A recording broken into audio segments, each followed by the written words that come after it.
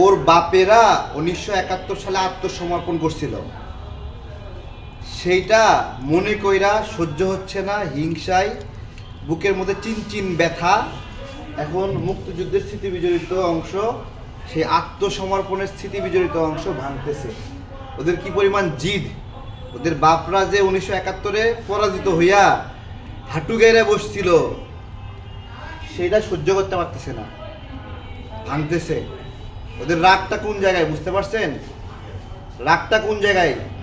এবং এই বিজয়ের মাসে এই শয়তানগুলো গুজব ছড়াইছে যে গতকালকে ব্যারিস্টার ফুয়াদ ভাইও দেখলাম গুজব ছড়াচ্ছে, আমার টকশোতেই ছিল। বলতেছে যে 8,000 হলো আওয়ামী লীগের রাজাকার, 2,000 হলো বিএনপিতে, আর বাকি 37 জন হলো জামাতের।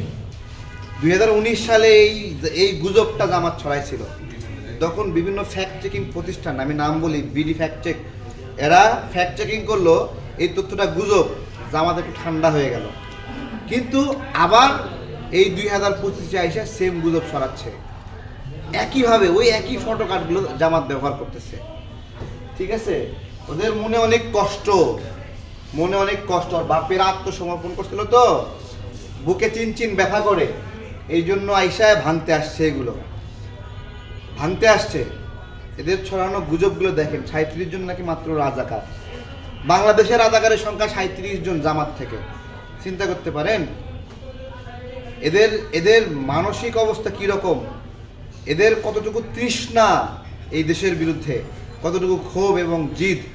এভাবে অপমান করে, এভাবে মুক্তিযুদ্ধকে অপমান করে, এবং এই বাংলাদেশে নতুন করে বলে যে হলো গোলাম আজমের বাংলা।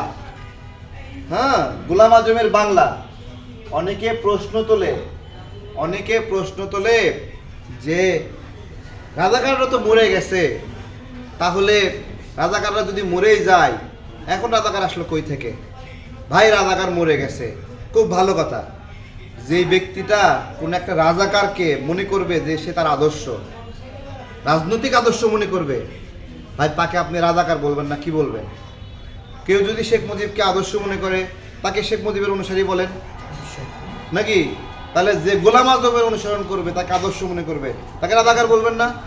সুতরাং রাজাকার হওয়ার জন্য কোনো বয়স কিন্তু লাগে না।